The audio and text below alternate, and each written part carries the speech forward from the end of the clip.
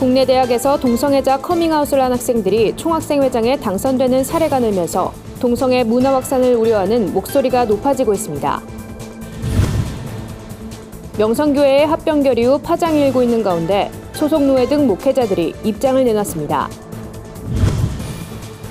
교회 화재 예방과 대책 마련을 위해 이제는 총회가 나서야 한다는 목소리가 나오고 있습니다. 사랑의 장기기증 운동본부가 한국교회와 함께 장기기증 운동 활성화에 적극 나서기로 했습니다. 안녕하십니까. 구티비 뉴스입니다. 근래 주요 대학에서 학교를 대표하는 총학생회장에 동성애자라고 커밍아웃을 한 후보들이 잇따라 당선되고 있습니다.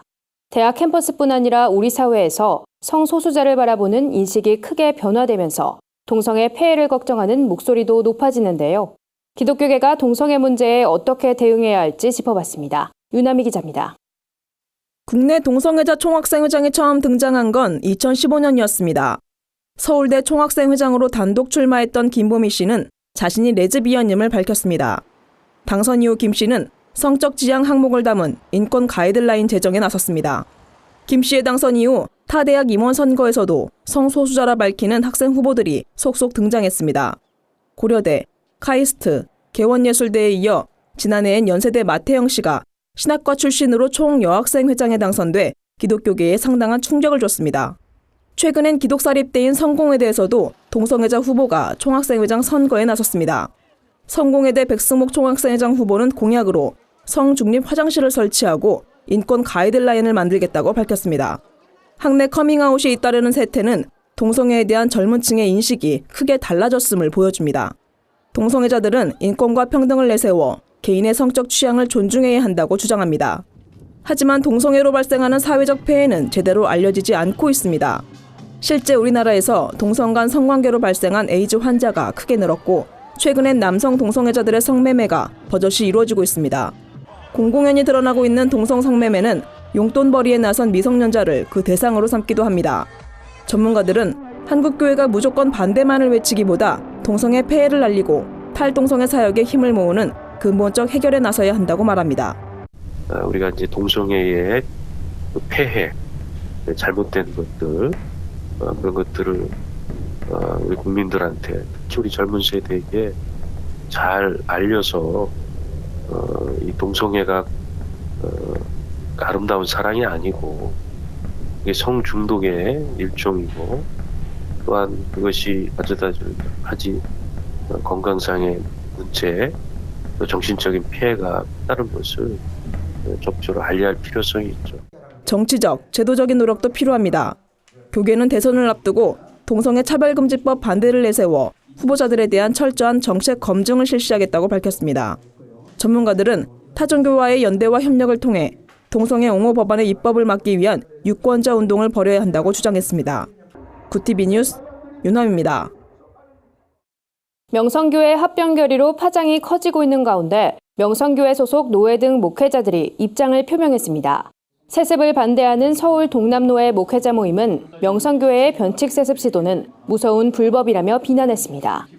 이들은 성명서를 통해 우리는 명성교회가 교단법에서 엄격히 금하고 있는 세습을 정당화하기 위해 합병의 방법을 동원하는 것을 편법이 아닌 불법으로 규정한다며 변칙 세습이 합법을 가장한 불법임을 지적했습니다. 순천중앙교회 홍인식 목사는 하나님 나라 신학 관점에서 본다면 설령 교회가 깨지고 불안정해져도 세습해서는 안 된다며 김서만 목사는 한국교회나 이사회 공동체보다 사유화를 먼저 생각하고 있다고 비판했습니다. 교회개혁 실천연대 방인성 목사는 부와 권력, 명예에 사로잡힌 목회자와 부패의 길로 가는 일부 교회 때문에 한국교회는 큰 상처를 입고 있다며 우리 모두가 교회 세습 노라고 외쳐야 한다고 말했습니다.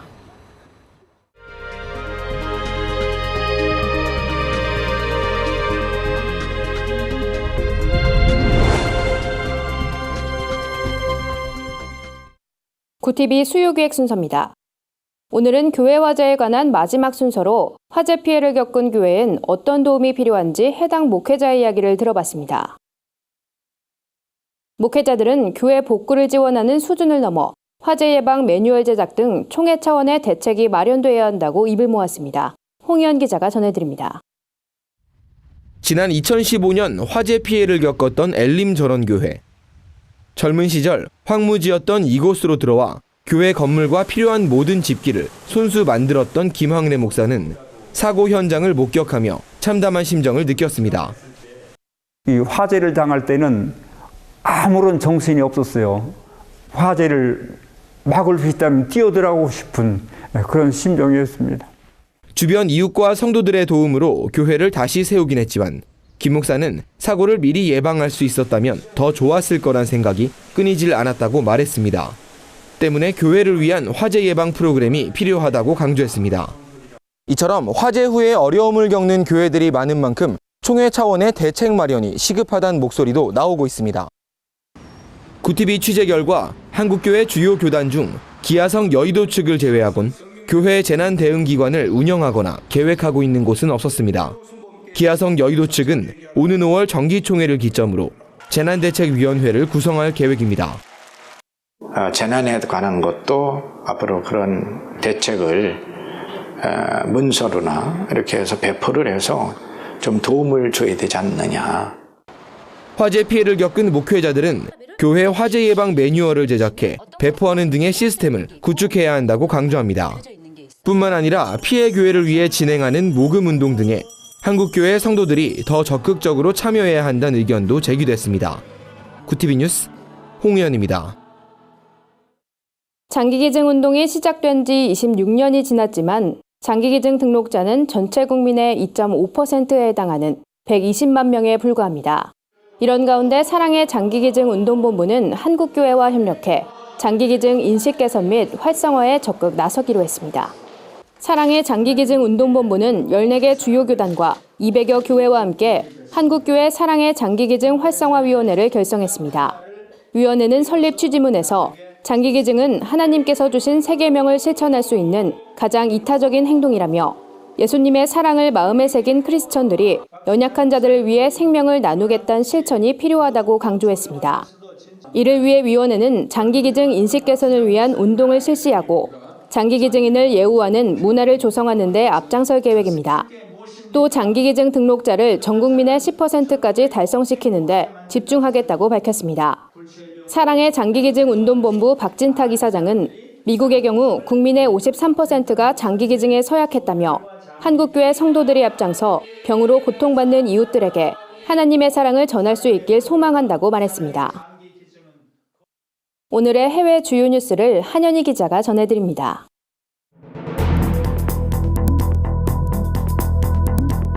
구티비 월드와이드입니다. 세계 곳곳의 소식을 발빠르게 전해드립니다. 미국 프린스턴 신학대학교가 올해 케이퍼상 수상자로 팀 켈러 목사를 선정한 것을 취소하는 일이 발생했습니다. 학교는 매해 한 차례 칼빈주의 신학의 고온한 인물을 뽑아 케이퍼상을 전달해 왔는데요.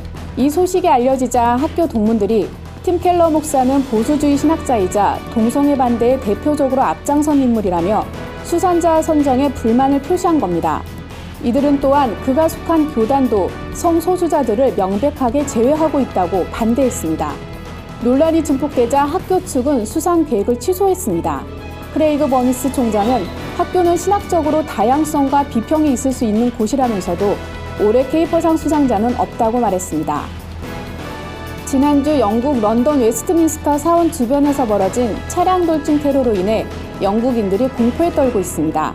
2005년 런던 지하철 폭탄 테러 이미지가 겹치면서 또 다른 테러 가능성을 미리 두려워하는 겁니다. 이런 가운데 영국 기독노동당 한 의원이 움츠러든 영국인들을 독려하고 나섰습니다.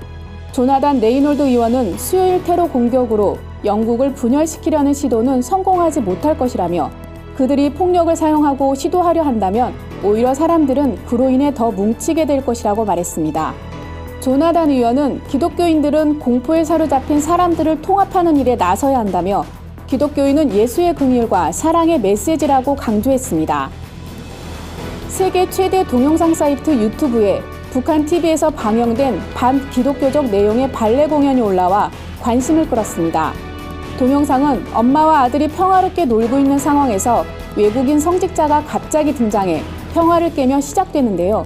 검은 사제복을 입고 목에는 큼직한 십자가를 걸고 있으며 서양인이라는 점을 강조하기 위해서 코도 크게 분장한 모습이 역력합니다.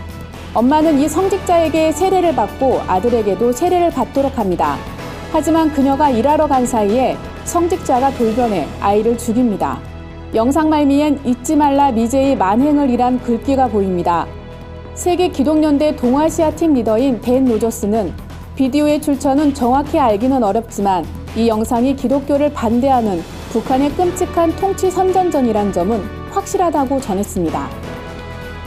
미국이 주도하는 국제동맹군이 이라크 모술을 공습한 가운데 민간인 사망자 수가 늘고 있어 오폭 비난이 커지고 있습니다. 사건 발생일은 지난 17일로 IS 퇴치를 이유로 공격을 실행했지만 민간인 사망자가 500여 명이 넘어설 것이라는 보도가 나오고 있는 상태입니다. 논란이 커지자 국제동맹군은 25일 성명을 내고 이라크의 요청으로 IS 근거지를 공습했는데 그 지역이 민간인 희생자가 발생했다는 지역과 일치한다며 사실상 오폭을 시인했습니다. 이번 공습을 지휘한 미 중부사령부도 뒤이은 성명을 통해 민간인 피해를 막는 특단의 대책을 마련하겠다고 발표했지만 때는 이미 늦었습니다. 특히 현재 어린이 사망자가 200명에 달하는 것으로 알려졌습니다. 지난달 말레이시아에서 피살된 김정남의 시신을 두고 여러 추측이 나오고 있습니다. 말레이시아의 중문 매체 중국보는 시신이 26일 오후 쿠알라룸푸르 외곽의 화장장으로 옮겨졌다고 전했습니다. 이 신문은 시신이 화장된 뒤에 북한 측 특사에게 전달될 것이란 예상도 전하고 있는데요. 그런 반면 김정남 시신을 그대로 북한에 인계할 것이란 추측도 나오고 있습니다. 이런 두 가지 추측은 북한 측 외무성 일행과 말레이시아가 최근 가진 비공개 협상 때문입니다. 말레이시아가 북한에 억류된 자국민을 구하기 위해 시신을 북한에 넘기려고 이동시킨 것이라는 주장과 사건 재수사를 차단하기 위해 시신을 화장할 것이라는 주장이 동시에 나오는 겁니다. 하지만 말레이시아 보건장관은 28일 오후 김정남 시신은 아직 쿠알라룸푸르에 있다고 밝혔습니다. 구티비 뉴스 한연입니다. 오늘의 사회 이슈를 김민정 기자가 종합해드립니다. 오늘의 이슈 포커스입니다. 박근혜 전 대통령의 구속영장 심사가 30일 열릴 예정인 가운데 박 전 대통령의 출석 여부에 관심이 쏠리고 있습니다. 전직 국가원수가 심사를 받는 것은 1997년 영장심사제도가 도입된 이후 처음인데요. 박 전 대통령 입장에선 검찰 출석에 이어 또 한 번 전 국민의 주목을 받는 일이 부담스러울 거란 관측이 지배적입니다.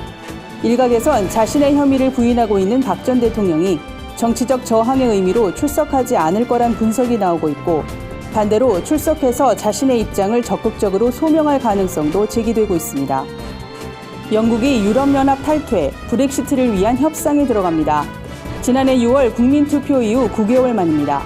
유럽연합 정상들은 내달 29일 특별회의를 열고 협상 가이드라인을 채택할 예정입니다. 2019년 3월엔 협정을 타결한다는 게 양측의 목표인데요.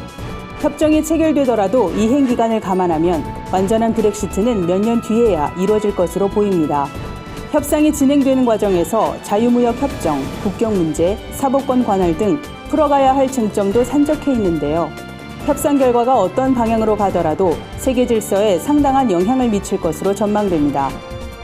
우리나라 국민은 뉴스를 볼 때 소셜미디어보다 검색과 포털 사이트를 더 많이 이용한다는 보고서가 나왔습니다. 영국 옥스퍼드 대학교 부설 로이터 저널리즘 연구소의 보고서에 따르면 한국의 뉴스 소비 방식은 검색이 60%, 포털과 같은 종합 서비스가 38%, 소셜미디어가 18%를 차지했습니다. 소셜미디어의 영향력이 우세한 전 세계의 추이와는 사뭇 다른 결과인데요. 전 세계 26개국 5만여 명을 대상으로 한 이번 조사에서 소셜미디어를 이용한다는 비율은 평균 51%로 나타났습니다. 소셜미디어를 이용하는 이유로는 놓칠 수 있는 기사를 알려준다는 응답이 60%로 가장 많았습니다. 인공지능, 로봇기술, 생명과학이 주도하는 4차 산업혁명을 대비해 정부가 새로운 국가 자격증을 신설합니다. 새로운 노동시장 환경에 필요한 기술 인력을 양성하기 위해서인데요. 고용노동부는 로봇, 빅데이터와 의료, 바이오, 환경 등 6개 분야에 17개의 자격증을 신설한다고 밝혔습니다. 로봇기구 개발기사 자격증, 3D 프린팅 전문 운용사, 의료정보 분석사, 바이오 에너지 생산기술, 환경위해관리 기사 자격증 등이 생길 예정입니다. 올해 관련 법령 개정으로 자격이 신설되면 2018년 시험 출제 등의 준비를 거쳐 시행될 계획입니다. 음성인식만으로 금융거래를 할 수 있는 서비스가 개발됐다는 소식입니다. 우리은행이 개발한 음성인식 인공지능 뱅킹 소리가 그 주인공인데요. 말만 하면 자금 이체, 계좌 조회, 공과금 납부가 가능하다고 합니다. 또한 생체 인증을 이용하면 보안카드나 인증서, 통장 비밀번호 입력 없이도 금융거래를 할 수 있다고 은행 측은 밝혔습니다. 우리은행은 스마트뱅킹 앱을 통해 4월 중 서비스를 제공할 계획이라고 전했습니다. 구티비 뉴스 김민정입니다. 주요 단신입니다. 교회재정 건강성 운동이 내년 종교인것의 도입을 앞두고 목회자 소득신고 설명회 강사 지원 프로그램을 진행합니다. 목회자 소득신고에 관심 있는 교회와 목회자들은 소득신고 절차 및 세무용어 등을 자세히 안내받을 수 있습니다. 기독교 윤리실천운동이 30일 서울 종로구 한국교회 100주년 기념관에서 공명선거운동 방안을 발표합니다. 기윤실은 이날 교회의 선거 개입 사례와 문제점, 교회가 지켜야 할 공직선거법 등을 소개할 예정입니다. 전국 신천지 피해자연대가 내달 1일 창립예배 및 총회를 진행합니다. 단체는 신천지 피해자들이 한마음으로 모여 이만희 교주의 구속수사와 종교실명제, 유사종교 피해방지법 제정을 위해 단체를 결성하게 됐다고 취지를 밝혔습니다. 라움아트센터가 31일 베이비박스 후원을 위한 체리티 콘서트 라움 나눔을 개최합니다. 문화예술을 통해 기부와 나눔을 활성화하자는 취지에서 열리는 이번 콘서트엔 주사랑 공동체 이종락 목사와 지휘자 금난세, 작곡가 주영훈 이윤미 부부가 참석할 예정입니다. 이상으로 뉴스를 마칩니다. 구티비 뉴스는 인터넷 신문 데일리 굿뉴스를 통해서도 보실 수 있습니다. 시청해주신 여러분 고맙습니다.